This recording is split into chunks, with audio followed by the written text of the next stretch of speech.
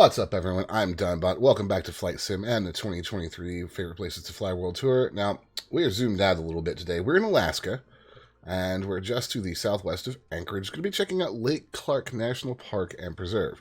Now, this is the aforementioned lake. There is also Iliamna Lake down here. There are lots of places you can take off. Pedro Bay, Nondalton, Port Ellsworth. There's a couple up here as well. I'm going to be taking off from Camp Homer right here and heading north into the park. Now, what's going to happen a lot of the times when you click on something in Alaska is you're going to get that. Just adjust your time. Not a lot of daylight up there sometimes.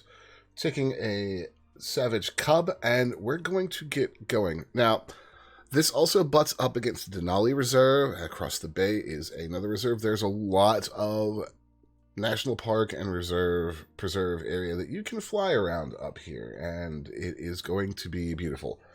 But we will be focusing mainly on talking about Lake Clark. So we're going to get ready to fly here.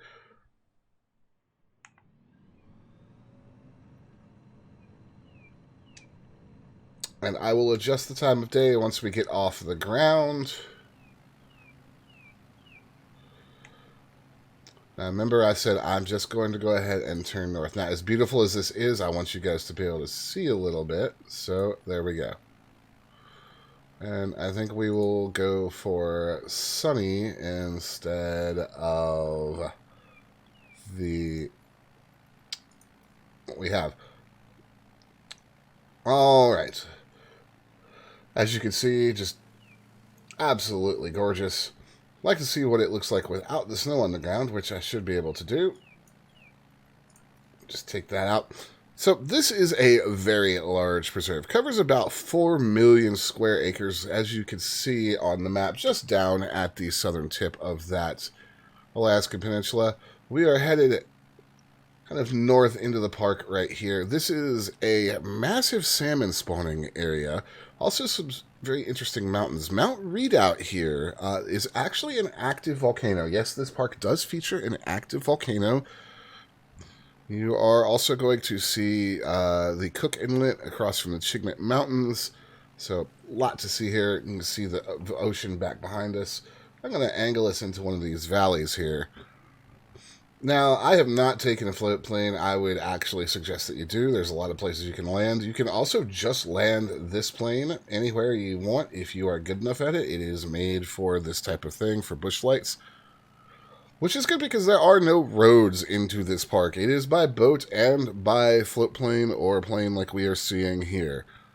So, not exactly a warm area either. This is a subarctic climate. So even if you are here in the summer, it's going to be, relatively mild. I say that 83 sometimes in June and July. But also heading down into some pretty cold temperatures here in the fall. We're looking at, 12, 7, minus 12 Fahrenheit, of course. And also looking at, 33 inches of snow in a given month. Now, a lot of activities here are kayaking, rafting, fishing, bird watching. This is some pretty pristine wilderness. So definitely a place that if you were an outdoorsman, this would be a lot of fun. Do watch out for the bears, though. Now, there is a long, long history of First Nation peoples living here. A lot that I could get into. Really don't have time for all that. Just know that there's a very, very long history of that. And you can see the river right there. And these are rivers that swell and ebb based on the yearly snowmelt. So they can look quite different if you see them in various pictures at different times of the year. This park was created actually kind of late. It was a national monument proclaimed in 1978, then a national park and preserve in 1980.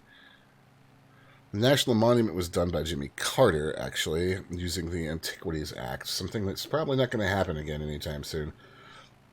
This is what I was really looking for as we come around this bend here, and you can get a good look at the river, which shapes a lot of this, and just the sheer jaggedness of the mountains.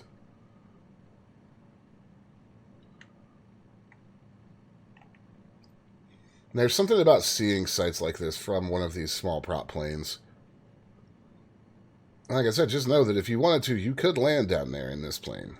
You need to be a little skilled and pick your landing approach carefully, but it is entirely possible that you can do it. And kind of the point of exploring up here, and I'm going to pull up the VFR for you guys. This entire area is the park. We've barely scratched the surface of it. This is Lake Clark itself up here. But I wanted to look more at the plains down here. You can see the elevation map there, some of the higher peaks. So an awful lot of area to see. If you want to get a good overview, a big, picture view, you can obviously come up here in something like a Citation or even a passenger jet and pass over at 25,000, 30,000 feet and get a really good look. But I wanted to do something a little more up close and personal. So, Lake Clark National Park, absolutely beautiful. Would recommend a lot of places to take off and explore around here. And that'll do it for me today. If you enjoyed the video, found it helpful, hey, like and subscribe. If you have a place you want me to check out, leave it in the comments below. And if you're here till the end, watch time is key on YouTube. So, thank you very much. My name is Dimebot, and I will see you guys next time.